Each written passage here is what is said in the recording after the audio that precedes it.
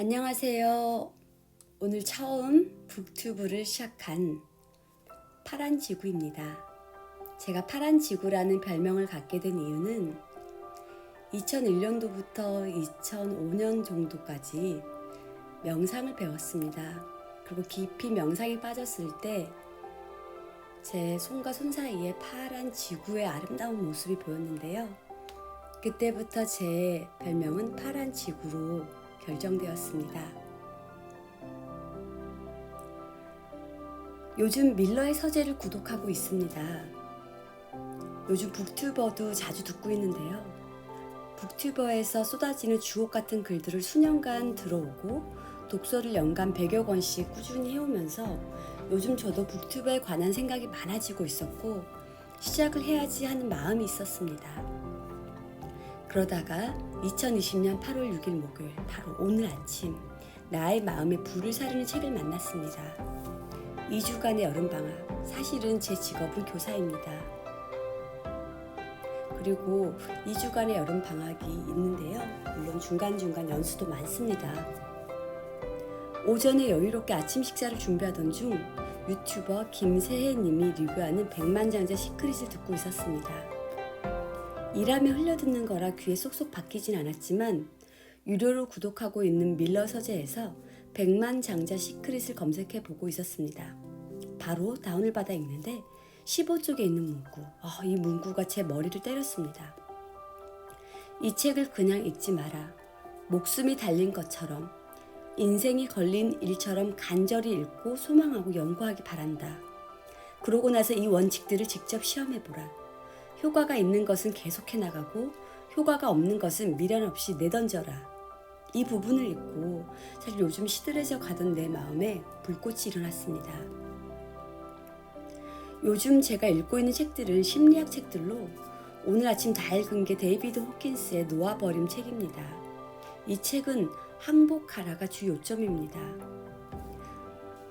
400페이지에 달하고요. 두 번째 읽고 있는 책으로 내가 바라는 목표를 이미지화하고 그냥 내려놓으라는 것이 이 책의 주 요점입니다. 그래서인지 마음이 편안해지기도 했지만 백만장자 시크릿이 이 책을 만나고 나니 뭔가 가슴이 뜨거워지고 그동안 해야지 하면서 미루고 있던 북튜버를 시작하게 되는 계기가 되었습니다. 물론 앞으로도 꾸준히 하는 것이 제일 중요한 관건입니다. 앞으로도 꾸준히 독서를 해나간다면 요즘 무수히 읽고 있는 책들이 한 큐에 꿰어질 것 같은 예감이 듭니다. 사실 지금도 어떤 책들을 읽어도 다 같은 말씀을 전하고 있는 게 보입니다. 그것을 생활 속에서 행동, 실천하는 것이 관건이죠. 이 책의 본문을 한번 살펴보겠습니다. 주인공이 어릴 적 아주 가난하던 시절 본인 집 지하에 기어들어와 세 번째 살고 있다고 하는 걸 보면 아마도 이 저자의 청년 시절인 것 같습니다. 그때 아버지 친구인 부자에게서 질문을 들었습니다. 100% 정확한 건 아니다만 대개의 경우 부자와 가난한 사람들의 생각은 전혀 달라. 그런 사고방식이 그들의 행동을 결정하고 결과도 결정하지. 부자들처럼 생각하고 행동하면 너도 부자가 될 수 있을까? 저자는 자신있게 대답했습니다. 그럴 것 같아요. 아저씨가 말했습니다. 그럼 너도 부자들처럼 생각하면 돼. 이 부분이 이 책을 계속 저로 하여금 읽게 하는 도화선이 되었습니다. 이 책의 저자는 세미나들을 개최하는 동안 발견한 사실이 있었습니다. 두 사람이 똑같은 공간에서 나란히 앉아 똑같은 원칙과 전략을 배웁니다. 그런데 두 사람 중 한 사람은 배운 바를 활용하여 성공을 직행하는 사람이 있는가 하면 반면 바로 옆에 앉아있는 사람은 말짱 도루묵입니다. 사실 이 말은 저를 향한 말 같았습니다. 직장을 갖고 2001년부터 자기계발서 그리고 5년간의 명상 등 꾸준히 저를 향해 탐구했습니다. 사실 요즘도 아침에 명상을 꾸준히 실천하고 있습니다. 하지만 현재 42살. 지금 제가 이루고 있는 게 무엇인가 하는 회의감도 살짝 들면서 그럼 내 인생도 말짱 도루묵인가? 라는 생각이 들기도 했지만 아니에요. 꾸준한 독서로 이제 조금씩 무언가 눈을 뜨고 있는 것 같습니다.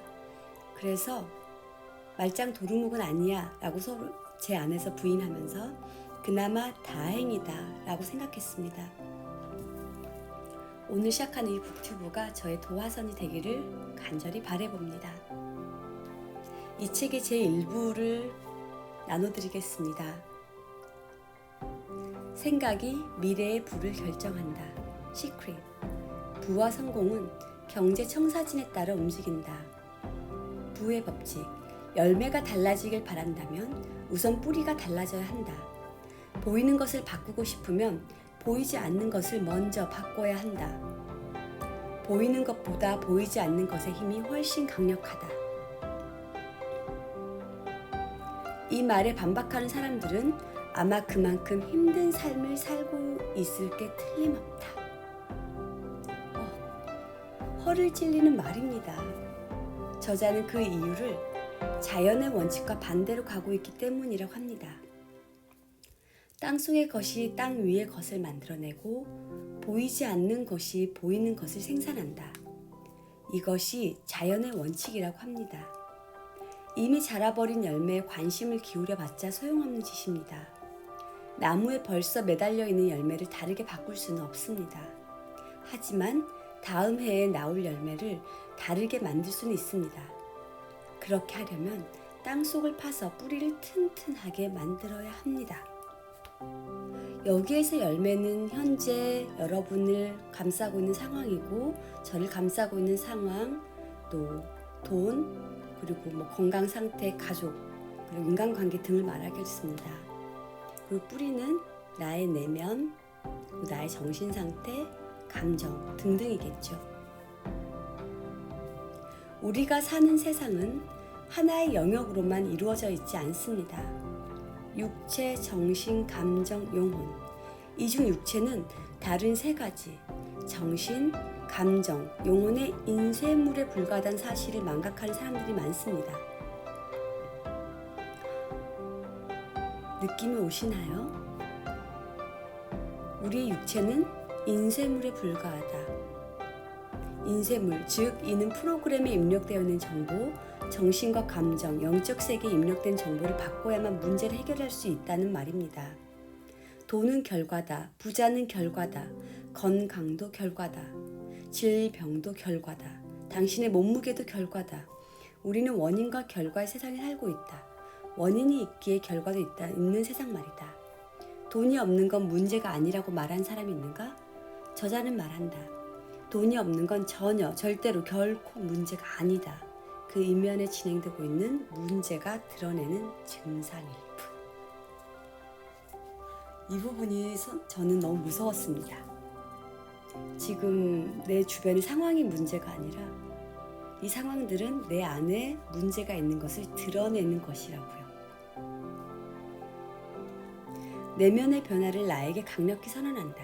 선언이 왜 중요할까? 모든 것은 에너지로 이루어져 있기 때문이다. 모든 에너지의 흐름에는 빈도와 진동이 필수적이다.